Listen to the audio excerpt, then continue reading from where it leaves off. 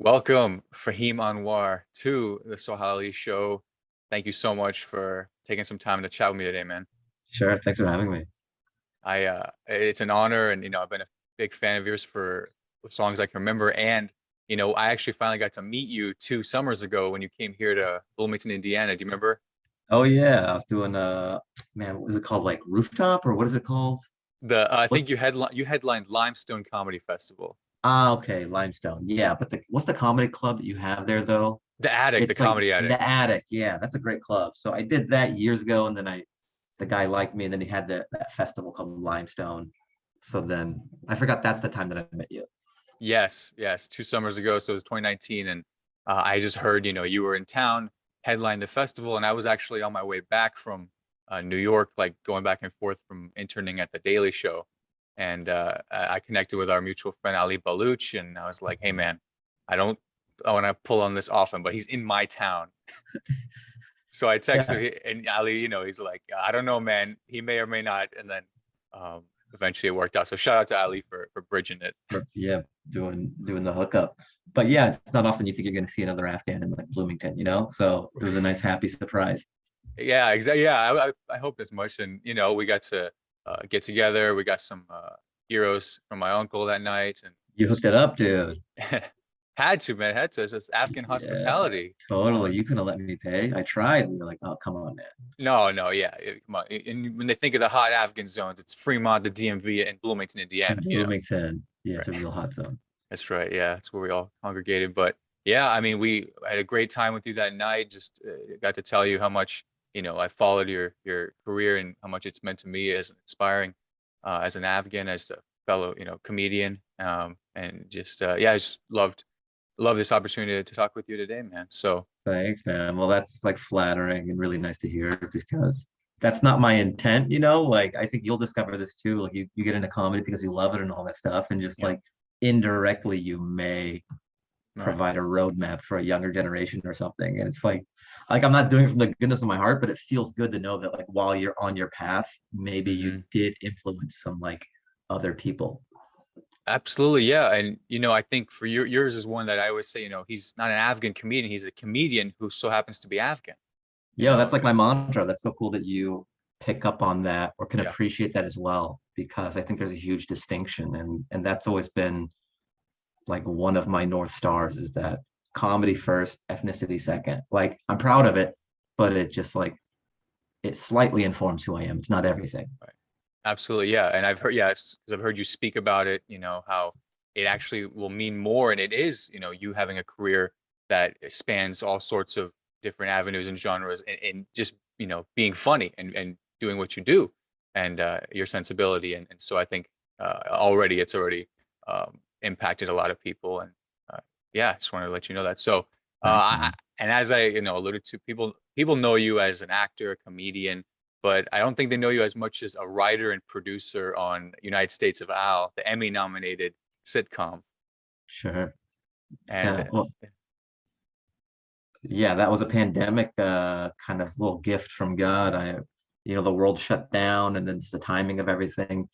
The EPs were fans of my stand-up and just given the subject matter, they were like, would you like to write for the show? Yeah, it was great opportunity and it worked out. absolutely, I spoke with Reza a few months ago, and he was saying, how happy they were to have you on board, and I think you even mentioned on your podcast, the Dance Hour, Fahim Anwar Dance Hour, shout out, Yeah. that you were kind of in line for the main role. Maybe. I mean, like I would still have to audition and stuff, but they did Mhm. reach out in the early stages to possibly see if I would want to audition for it or what my interest was in the project. And I'm like I know more about the project now that I'm writing on it and I'm like writing on season two. Mhm. Just at that juncture, it's such a nebulous thing that Mhm. you can't see all angles of this project and you don't know these are like new people, like these are Right. wonderful people now that I've been in the belly of the beast and I know what they're trying to do. But but because a show like this is it's like the first of its kind, Mhm. Hollywood and Reza speaks to this too, where like Hollywood isn't notorious for getting it right racially. You know what I mean? Right. Yeah. Like, especially when you are new to the table in Hollywood. I would say like Middle East and South Asian people are like very new to the Hollywood conversation. Yeah. Whereas like Black people have had, they've been going, they took their lumps. Like Hispanic people have taken their lumps just in terms of to get to where they are in the system. Yes. Mm-hmm. And we're like very new to the table. Yeah. So with that, I was just like, man, I've been spending my whole career as a stand-up. And like you said, it's like comedy first, Afghan second. And this was Mm-hmm. like such an Afghan project. I'm like, Right. I don't know.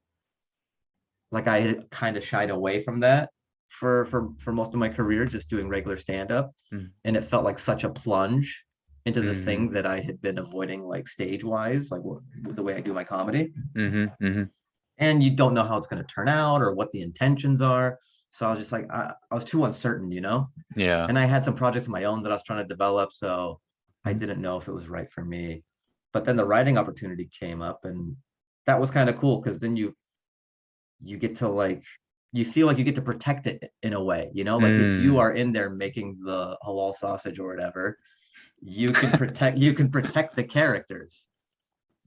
And Yes. that's why they wanted to staff it with like other Afghans in the room as well, Mm-hmm. for authenticity, and just to be like, this wouldn't happen, or he wouldn't do this, or this may be true, but we're kind of speaking for a lot of Afghans because this is the first of its show. Right. Right. And it's, Yeah. while it may be based around the relationship between Al, the Afghan, and Riley, we still have other Afghan characters in the mix, not Riley's family, obviously, but Al's family, that, his sister, his mom, and all these different characters that still, show Afghans on screen. And I think it's, for myself, for my family, it's been so amazing to watch. And yeah, I've kind of been tracking it since it was just in like pre-production, every step of the way, just trying to see, how it's been going. And I was so glad to see, it get the reception it did, as the season progressed. And so, I mean, a huge congratulations, not only for season 2, but for the Emmy nom, for production design. I mean, it speaks to everyone working on the show. So, Yeah, it kind of yeah. feels special too that it is the first of its kind. And because it's the first of its kind,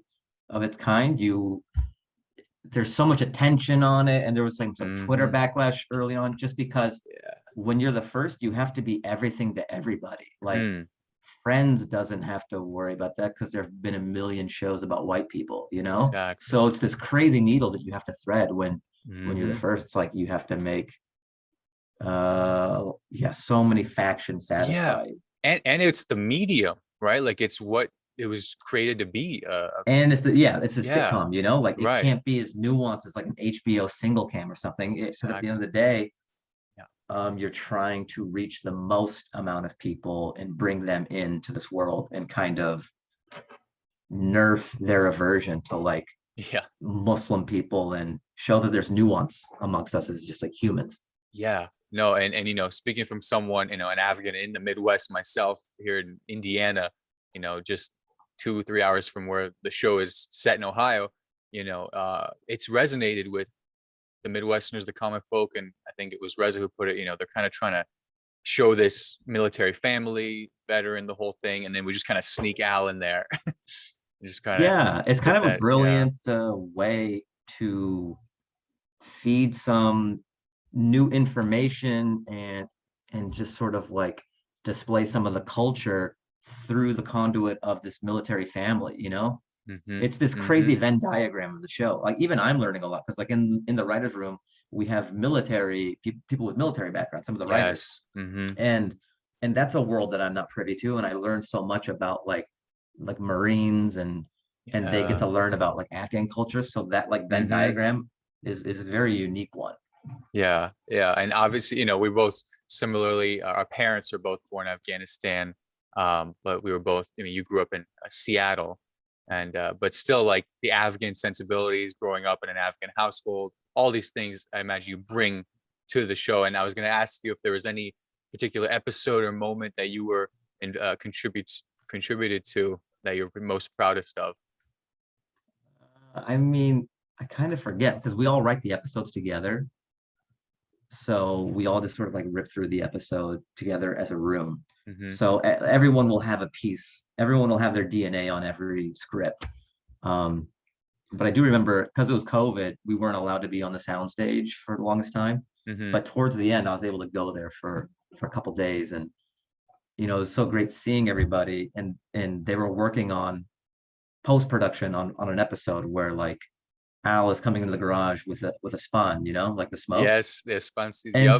so like Dave Getch, the one of the EPs was like, can you throw some headphones on and just listen to the levels of like the crackling and just so I'm talking to sound design. I'm like, can you bring it down here? No And way. I'm just like recalling my mom doing it at home and getting Yeah, it just yeah. yeah, getting it just right, like Oh my sonically. God. Yeah, So yeah. that was a very cool experience just to be able to tell these people to get the levels right. You're Because like, if let me, it's too yeah. loud, it sounds cartoony, Hmm. you know? You're like, let me talk to Folly. Let me get them. Yeah. So I was talking to Foley, like, let's bring it down here. Let's. Hopefully, right. Yeah. Mhm. Oh man. But yeah, I mean, I can relate to, having my mom chase me around the house with, it's not a bad smell. I mean, it's definitely like a burn. It's just burning. I like it, and it just Yeah. it accesses those memories. Like some certain smells just bypass everything, Yeah. and you flash back to that time. Yeah. But Yeah. did you ever think you would see that on TV? Not at all. Oh, if we're talking about what I didn't expect to see on TV, how about Ahmed Uh, Zaire? yeah. Dude, come on now. And Yeah. and So I gotta tell sorry. you, no, of course, I just gotta tell you, like my parents and I, when that episode aired, wrote that episode, we watched it like 3 times over and over again because we couldn't get enough. And like my dad was saying, like it's the perfect song they chose to encapsulate that moment. So that Yeah, was it's special. it's bonkers, and it's just very cool. I think for some of us to feel seen, like to that degree, Yeah. I remember when I was a kid, my dad took me and my brother to Rambo 3 because it was set in Afghanistan. Like, Oh yeah. Okay. like we had so little that my dad latched onto that. Like he was proud that Rambo was in Afghanistan. Wow. I mean, it was set in it. They probably didn't film there, right? Probably not, and Yeah. I'm sure Yeah. it's. I doubt they had the most nuanced take of Afghanistan in Rambo 3. Yeah. So to flash forward to like Yeah. what we're able to display on like network television is Hmm. kind of nice and a bit of growth. Yeah. I mean, speaking of your parents, have they watched the show? Do they enjoy it? Or they tell you about Yeah, it? yeah, they enjoy it. Again, it's that thing of just sort of like they would never think that would be on TV and feeling seen and heard. And it's not like the show tries to be conscious of protecting Al and not making him a cartoon Right. like Balky, Yes. Yes. Like me and my brother, we grew up on Perfect Oh Strangers, and yeah. that was a fun show, but like Balky was of its time. I don't think Yep. Balky works today, or I don't think people want to. We've Right. grown a little bit as a society. Yeah, because it was like him inherently being the immigrant was the punchline. Yeah, Like, it was just like butchering phrases, like right. you know what I mean? Right. Yeah. Yeah. No, I remember, hearing from the creators, you all as writers, that you didn't want to make like him being Afghan the butt of the joke, and it's more relatable things, and there's no punching down necessary. Yeah. Yeah, And it's, it's just a constant trying to find it as well, like we get absolutely. better and better at it. Right. Yeah, yeah. And well, that I love to hear that, and I wish you all the best as you jump into season 2, which I believe premieres on October 7th. It's coming up. You said before, obviously, with COVID restrictions, you all were doing it remotely, but are you all back on set filming? Yeah, we're at Warner Brothers, and so we finally get to see everybody, and we're in pre-production. I think we start table read this Friday. Nice. Yeah, Very nice. And I think it's a full like 22 episode order. So yeah, yeah, yeah, very excited. And at the you'll have the Midwest Afghans watching, tuning in, and we can't wait. It's yeah. yeah, it's cool. So I wanted to ask you, obviously I know your journey, and those fans of you know your journey of, going from becoming an aerospace engineer at Boeing to leaving the day job, jumping into acting and stand up full time. And I always wondered this is that when you did make that leap, did you have to take on like a day job, like a blow off job, like waiter, door guy at the comedy club? Did you have to take one of those on in order to support yourself? No, so I mean, I had that engineering job and I would like do stand up at night. And Hmm. then I got to the point where like I had enough things lined up. Yeah. And that was always the goal, just sort of to keep on to have the career Hmm. until the point where it was holding me back. And Hmm. I think I finally got to that point where it became obvious, like, okay, if I don't take this opportunity, I'm kind of like, that's not good. So Uh-huh. that's when I made the leap.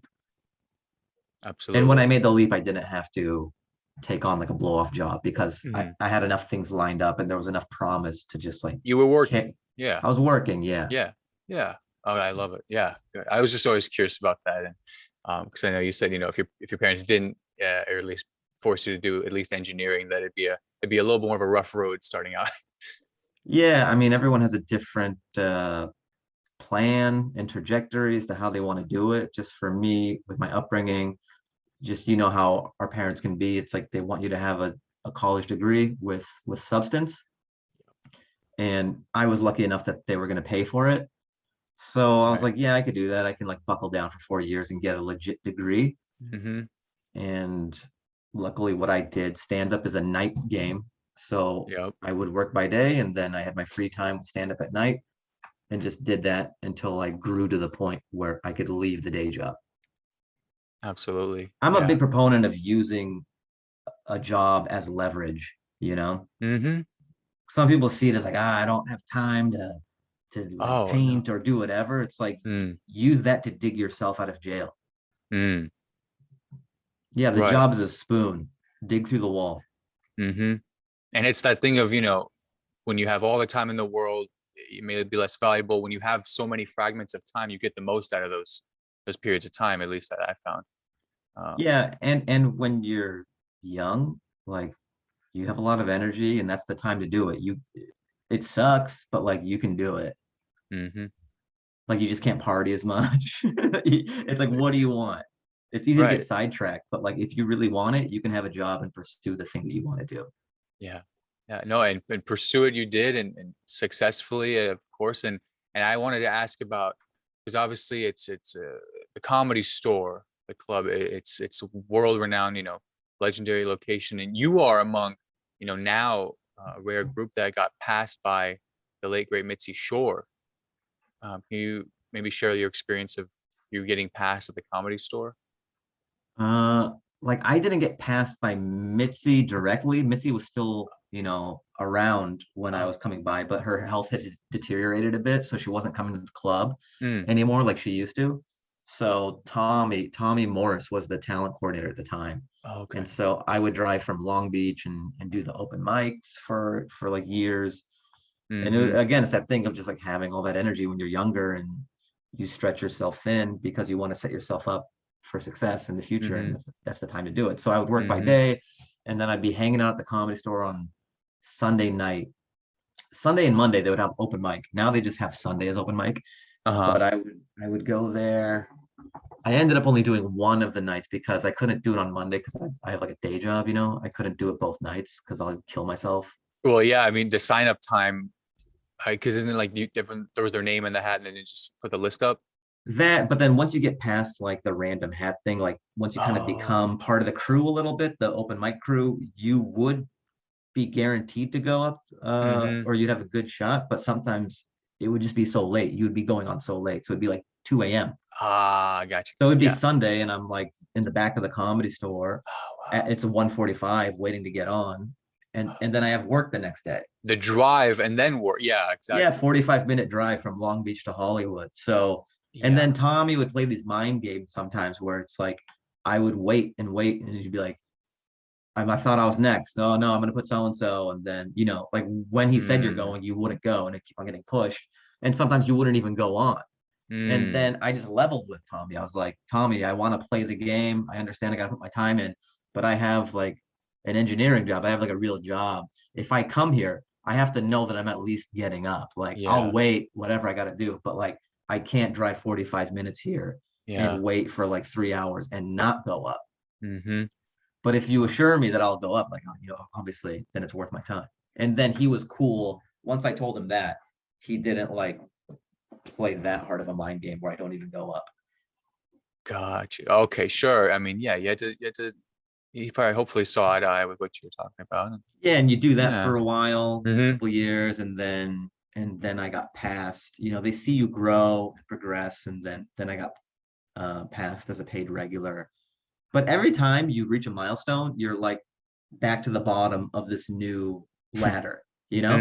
So Mm-hmm. just because I got passed, now I'm getting like the later time slots because, every 15 minutes there's a new comic at the Comedy Store, and the prime spots are in the middle, and then Mm-hmm. like towards the end is like before it closes, and it's a different vibe. So they have newer Yeah. comics do that for a while just to like teach you to be a human being.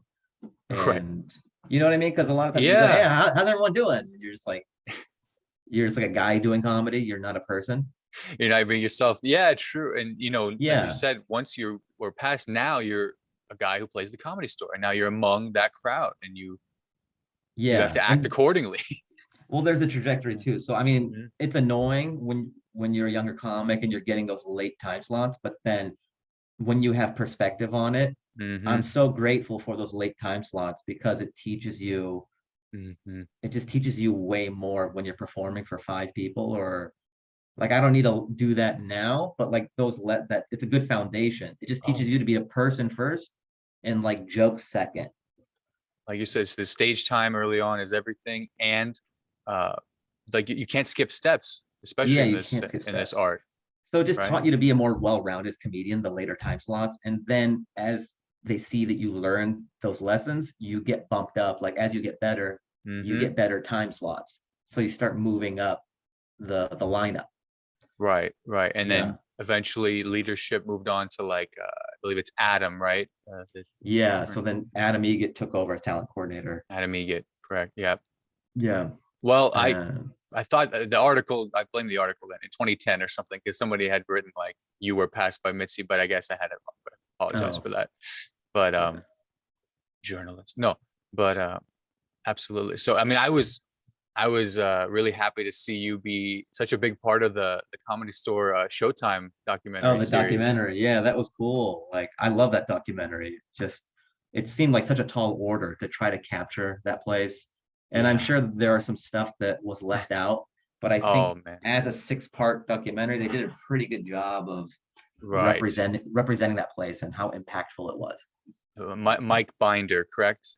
Yeah, Mike Created Binder it. directed that. I Mhm. feel like, I mean, who else to truly get it as much as Yeah, accurate as possible? it's cool that a Comedy Store guy did a documentary on the Comedy Store.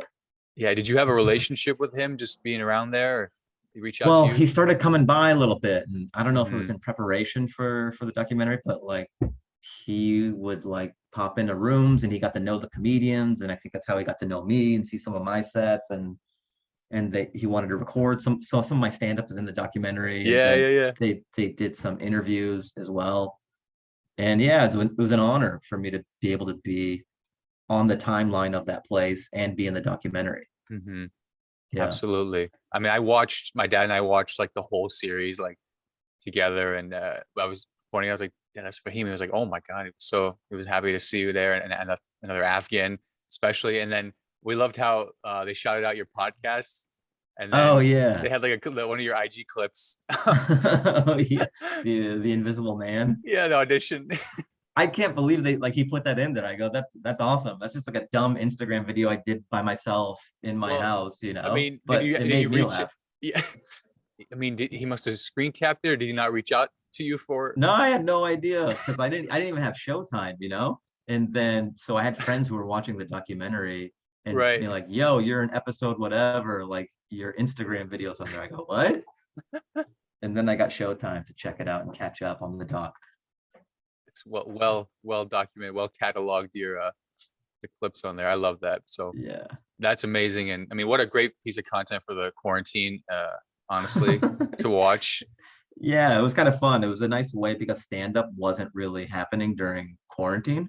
Right. So just doing little dumb stuff and little creative ideas on Instagram was a way to scratch that itch Mm-hmm. and and just sort of be creative, have another outlet. Mm-hmm. Absolutely. And the last time we spoke was one of your IG lives. I tuned in one Oh time, yeah. and I believe it was during the Austin saga. Uh-huh. Right, And right. and so I want to bring this up because obviously, well, now you are among top working comedians today, and you did shows with Joe Rogan and Dave Chappelle out there in Austin. I wanted to hear kind of how that whole experience was. Yeah, that was really cool. I mean, the way it happened was we were locked down here in LA, Like first we were open, at least outdoor, and I was doing these outdoor shows, and that was fine for me. I enjoyed the outdoor shows. Hmm. And then they shut down outdoor shows even. Yeah. So it was, and that sucked. And then I had this writing job, obviously, and it was over Zoom at the time. So, I was busy during the day and I just had nothing to do at night or the weekends. And over time, I'm like, this sucks. I don't really Yeah. enjoy this. Mm. And I saw some comedians were, I follow them on Instagram. Like I know them. They're like my friends and peers. They're Yeah. out there and they're like sold out. I think I saw a post that said like sold out Kill Tony in Austin. Yeah. And it was like, oh, there's this other universe where people are doing stand up and like, I just love doing stand up. Yeah. And I'm like, why do I have to be here currently? I can be there. I can Zoom from Austin and I can do Yep. stand up at night. Hmm. And so I just rented an apartment out there. Yeah. So I kept my place here, but I'm like, I'm just gonna rent an apartment and work out in Austin Yeah. until shit works itself out. Yeah. Like I don't need to wallow in LA. Like I can kind of seize the opportunity or make No, it work for me. you went towards this light that they were playing by their own rules, and things were going great over there. Yeah. Yeah. So I I was like, what is there any reason not to do it in my mind? I'm like, there's really no reason. Some people were like, you're going to Austin? Or I go, yeah, just until things clear up. Or it just made perfect sense to me. Some people didn't Right. understand it, but I'm like, Yeah. what? There's nothing going on here. Why not go there? Yeah. So then I got a place. Well, then I hit up Rogan and I'm like, hey, I'm coming out to Austin. Just, you know, I'm renting a place out there. I got nothing going on in LA. And he's like, oh, that's so awesome, dude. Like, Oh why don't yeah. like come do the pod? Hmm. And that was so cool. Like The I was second just I was time, just going there to do stand up. All I wanted to do was spots. And then the Rogan thing was just like icing. sure, 4 hour plus episode, no less. Where, Yeah. as I So was I telling mean, you, like what that a was, what a welcome. yeah, exactly. And I mean, it was so great to. I mean, I played that whole episode, and I was telling you like what a great episode in that he was kind of explaining his master plan for the goal with Austin, bringing all these artists, comedians, kind of starting LA 2.0, if you will, out there. Mhm. And you were there to kind of give your feedback and thoughts, and just kind of overall have that great convo. So I think yeah, the welcome wagon, right? Yeah, it was very Yeah. cool. And like Joe has this grand plan for Austin and like he's so happy getting any like, comedians from LA to come to Austin. So Oh he was yeah. really juiced on Yeah. like when I first saw him, he's like, you're gonna be here, man. You're gonna stay here. Yeah. And I Yeah. was like, I don't know. Like I enjoyed it, but I'm very much I'm of feeling things out. I don't just like jump into things. Hmm. So I was like, yeah, like I like it right now, but we'll see what happens because it was so nebulous what was gonna happen with COVID and all that. Yeah. Um, and then it was cool. I got to do some shows at night. I would work by day, and then I would do stand up at night, and then I got to do Rogan, and then I think a week later, he's like, "Hey, I'm doing this show with Dave over at Stubbs. Do you want to do that show?" And I was like, "Yeah, of course." so, so, so, so, Oh yeah. and then I had the writing job, and it's in Austin, so it's like 2 hours slanted. So usually I get done around 7 or like 7:30 because they Oh, wrap it like 5 or 5:30 LA yep. time. Yep. So then I asked my boss, I go, "What time's the show?" And he's like 7. I go, Oh, I don't, let me ask my EPs, the executive yeah. producers of the show. And he's like, all right, we'll get back to me. And then I hit my EPs up. I'm like, can I do these shows with like Joe Rogan and Dave Chappelle? Like, can I leave 30 minutes early? And they were like, of course. Like it wasn't even a Like, question of them. Oh my God. What, They're like, like, yeah, what are you doing? Of course. that's such like a So, great like industry question. It's like not the dentist, not doctor. No, I got to do some shows with like the two top yeah, comedians of this generation. I've got to leave 30 minutes early Mm. because I got to do this outdoor show with Dave Chappelle and Joe Rogan. Is that okay? Yeah, Is that cool? Yeah, yeah. they're lovely people. Like Oh my they've always been gosh. very accommodating of any stand-up things I have to do. Even doing Rogan, I had to miss a day to do Rogan, and they were like, "Yeah, of course." Um, And I think but you gave it it, is cool that yeah, I have these like awesome things to ask to get off. Like I got yeah. to go to space Monday. Is that cool? If I And you gave the show a plug on the episode too on Yeah, yeah. August. So that was pretty great. And Oh yeah, and then yeah, Joe's like, "I'll pick you up," because I didn't have a car. I just flew out yeah, there. I was just Ubering and stuff. He's like, I was yeah, like, he goes, "You want me to pick you up?" And I'm like, "Yeah." It just keeps getting better. You know what I yeah, mean? yeah, yeah. Do Rogan, and he's like, "You want to do these shows with me and Dave? Hey, I'll pick you up." So I'm just like carpooling with Joe, and he pulls up in this crazy like muscle car, Yeah. and then we drive to the gig, Hmm. and then we do the shows. So it was like back to back one night, and then the other night we did it, and then he would drive me home. It was just such a great experience. I And I would love it. see him while I was in Austin as well, and he would do dinners as well with like other comedians. Just yeah, Joe Yeah. is just like one of the most giving stand-ups. Like people who get to his level usually aren't as Mm, giving and generous and pay it forward as him.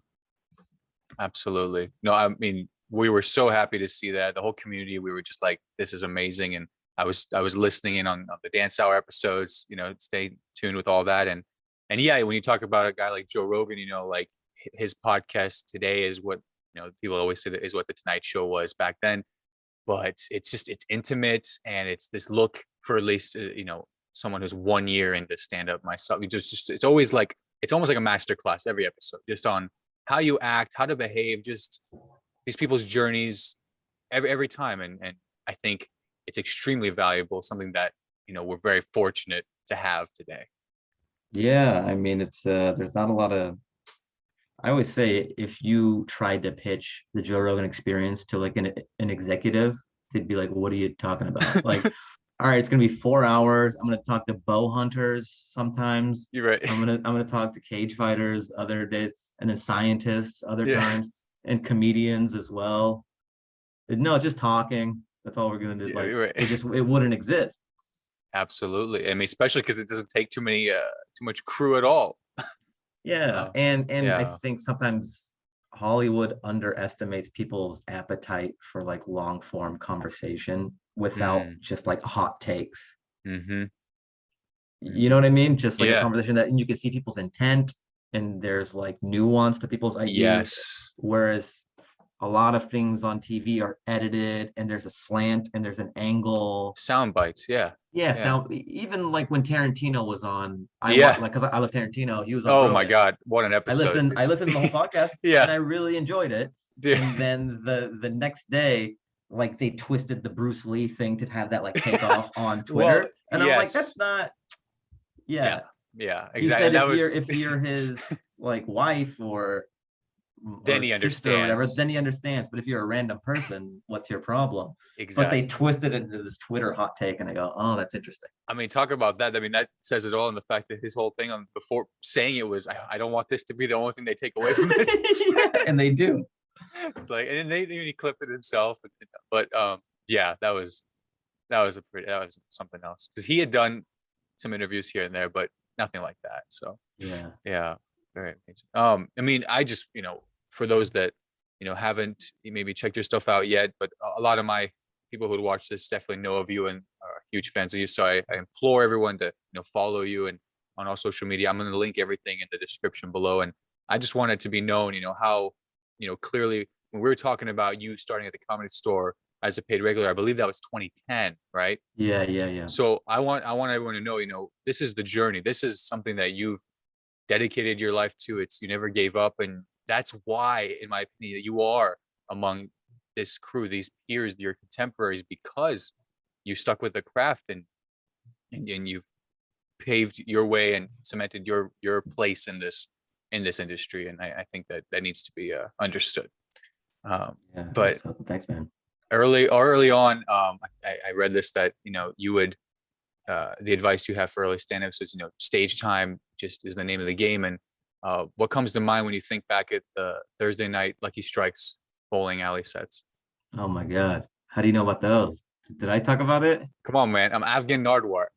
Jeez, Lucky Strike. That was a good show. That's the thing. It's like even at the Comedy Store, you'll see some like 1-year comics, 2-year comics just like hang out there every day of the week. Yeah. And it's a fool's errand. Like that you're not ready yet, or that why are you going to the most saturated and backlogged place? You just need to get up. You need to learn how to write a joke. You need to learn stage presence. You need to learn how to improv.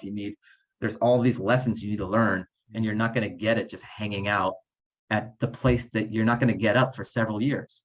Mm-hmm. Find little hidden gems. Just find cool shows. Like the world's a big place. LA's a big place. Orange County's a big place. San Diego's a big place. Like branch out. And so when I was living in Long Beach, there was this gem of a show at Lucky Strike Lanes at the Block. It's like in Orange County. It's like this mall or whatever. So every Thursday I could do like 20 minutes. I could do 20 or 30 minutes. Wow. Which is unheard of to get that much stage time. Starting out as like a younger comic. Right. Because anything in LA, unless you're anybody, or unless you're somebody, you're only going to get like 5 minutes, 7 minutes. Yeah. So to get like a good show where you can do 20 minutes, that's just growth as an artist wise. It's invaluable. Mm-hmm. I mean, that's more important to you as a younger comic, just reps, repetition, getting stage time, than like just hanging out at the cool place all the time. Exactly. Absolutely. Yeah.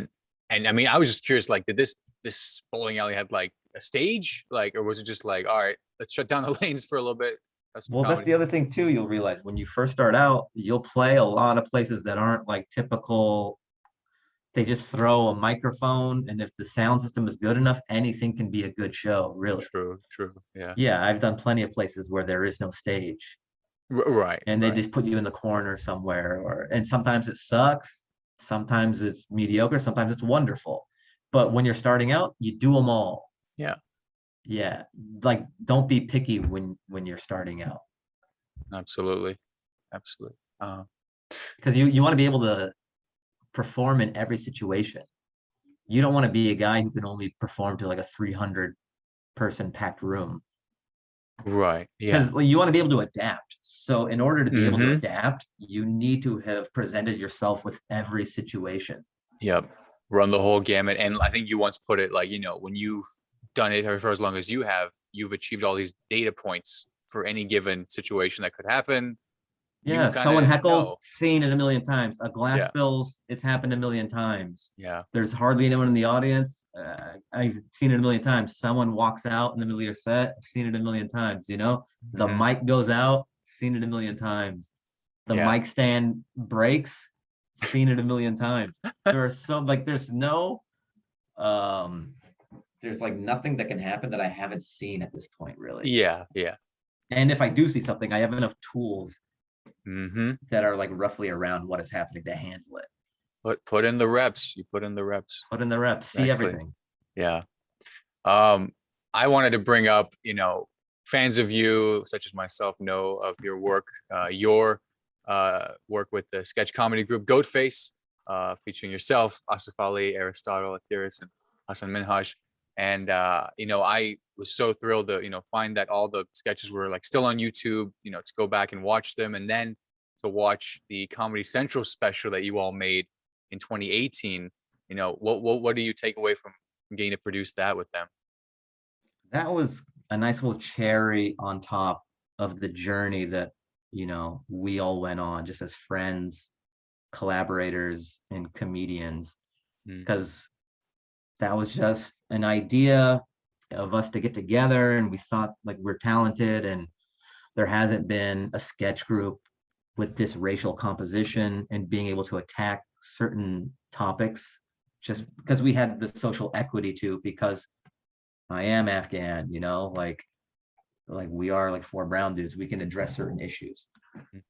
And to do it in a smart way, like you said earlier, comedian first, ethnicity second. Yep. And so to do that on YouTube, it was fun. We had some videos go viral, and the whole goal the entire time was to get a show, and Hmm. it wouldn't happen. Like we're obviously further along in our careers now. Like Hassan's like super famous, like A-list at this point, but he wasn't anybody at the time. Like none of us were. Mm. And I remember having these meetings, and none of the executives could see it. They're just like, they just didn't see it, even When though you would all pitch it. yeah, we were like, we think this is great. We think there's an appetite for this. We think the sketches are great. We have a unique point of view, but we just kind of like hit a wall everywhere we went. No one really cared. And that was frustrating to do something for 2 years and you think you're putting out quality content and a quality product and just kind of getting rejected all the time. And then it runs its course because you can only do that like without getting a yes for so long. And then eventually to be able to do the 1 hour sketch special for Comedy Central was very validating because I'm proud. Like it's not on right now, you know, we only have to do one, but I'm very proud of that piece of art we got to make. So it was just like doing what we did on YouTube, but on an elevated television scale. So it was cool. Like I always jot down ideas in my phone, whether it's stand up or sketch. I Hmm. always have sketch ideas in there. And there were some from back in the Goat Face days or even pre-Goat Face that I wanted to Wow. do, but we just didn't have the budget to do it. Like Yeah. that CSI child molester sketch. Yeah. Like I had that written a long time ago, but it takes a budget to make it look like a CSI shootout. Right. Yeah. You got to live out the dream of Yeah. being an action film star. Yeah. So it was cool to write sketch and produce sketch just based on your imagination. Hmm. Because when you're doing YouTube stuff, you're grounded by your financial constraints and what you're able to shoot. But when you Yeah. team up with like a corporation, like a production Hmm. company and Comedy Central, it's pretty much we can do anything you dream Yeah. of. And that's exciting as a sketch guy. I mean, talking about just in general, like costumes, I think gun of the year. That too. Yeah. That I think that sticks out to me because it's not one that like gets shared too much, but that one that one kills me every time. Yeah, like I like that one a lot too. And I think that Yeah. showed how we could tackle really hot button issues in a absurdist, thoughtful way where whether you're left or right, you could laugh at it because we we were able to prove these points in a funny way that isn't like knee jerk talking down to the other side. It's like we're in foam gun costumes. Yeah. Like like everyone is down for that. Oh my God. Oh, Yeah, I'm that giving an acceptance speech as an AR-15. Like yeah. that's just hilarious. That's like I think that's way more effective comedy than being like than Republicans, you know, like doing some punditry and just like talking Show into camera. there you go. Yes. I mean, showing through the writing you all did on that one. I mean, Yeah, it's like exactly. showing, not saying. Yes. Yes. And it is, worth mentioning that you were the head writer on the special. And I mean, I was so thrilled with how, I watched on Amazon Prime like as soon as it dropped. So I was, really happy to see it all come together. And I encourage everyone, if you're watching, listening to check out the Goat Face sketches, both Comedy Central produced and pre. And I Yeah. guess anything you could share about the future of Goat Face? I guess it's open-ended, you know, we're all friends and, you know, maybe that's still on the table. Maybe we'll get to revisit it down the line. Um, so yeah, I haven't closed the book on it completely. I don't think any of us have, but it's cool we got to do that. Maybe we'll get to do it again. Hmm. Um, yeah, so we'll see. Well, I just want to add that, not if, but when the Fahim Anwar sketch show gets created, and you Sure. need a PA, you need a writer, you need whatever you need. Oh, I'm there for you. nice. I got you. What about craft services? That's what I'm saying. Yeah, I'll You set the do- lunches up. What do you think I did at the Daily Show? I can You're run like, a table. I've experienced. That's what I'm saying. But I believe it's definitely in the cards. So I'm very excited to Thanks, man. see Yeah, something that'd like be a that. dream. I just love like stand up and sketch are my true two loves, and everything else is just icing, man. Like this writing job is icing. Any acting thing I get is icing, but like I'm just like born stand up sketch like that. Yeah. That sets me on fire, as Gary Vee would say. As Gary Vee would say, I want you to think about if your mom died every day. You know what sets me on fire? Fire, literal fire. Like literal Gary Vee. Literally, a little Gary Vee. What sets you on fire? St- stand up is your car. It's my car, man. Well, I'm not even that deep into Gary Vee. I don't know that one. I No, just no, like no. back in like on Instagram, it would like pop up in the explore page sometimes, and that's how Yeah. I picked up the sets you on fire. Oh, right, right, yeah, yeah. No, but no, I've heard you say, stand up, your vehicle has taken you to some unexpected places, and in my opinion, it's all just the beginning. Um, Thanks, man. and Yeah, I guess that is a thing I used to say. Just and then I think it's a good piece of advice for any like younger artist is because there's so many things you can do, and especially Mhm, when you're younger, you're not quite sure how to spend most of your time, what should you be funneling it into. mhm, Just try to recognize what is paying the most dividends, like mhm, what are you being the most successful at, mhm, and then just lean into that mhm. and then just like that is your car. That'll take you to everywhere else. You don't have to give up on the other stuff, but No, yeah, that will get you the furthest. It'll get you into the bubble. yeah, You yeah, just want to get into the bubble as quickly as you can. absolutely. Carve yourself out a spot and stay true to your craft. I did want to finally, last question before we wrap things up here is, as someone who stayed updated with the Dance Hour podcast, which I miss very much. Oh yeah, thanks, man. Um, but loyal listeners know that there's a lot of episodes to catch up on. Did you ever hear back about the SNL writing packet? No, that's the thing. Like SNL is just like such a storied place and such a big machine that they don't really owe it to anyone to be like, we looked at your packet. We like, they Yeah, don't, I yeah. mean, They do yeah. hot chick stuff where they just kind of like they just ghost you. Oh, fair enough. Well, But it was yet cool we to be haven't heard yet. considered to be a Hmm. performer, but Yeah. I was like, I want to know what happened to that packet. Right. Exactly. Exactly. I assume I didn't get it because I haven't heard anything. Well, That'd be funny. They're like, no, we hired you. You just haven't been here. Like, no one told you. oh my God. Spam? Did you check spam? Yeah, your spam folder. Oh no. Yeah. Lauren Michaels, no subject. Yeah. Man. Well, I wanted to follow up on that. I'll let you And know if I hear anything back on that yeah, packet. yeah, there we go. Yeah. If you need a ghostwriter. Sure. Gotcha. Oh man. Well, you said, young artists spending their time. I'm very, very grateful to have spent some time with you this evening, Fahim. Everyone watching, please, again, give 'em a follow. Social media, everything's linked below.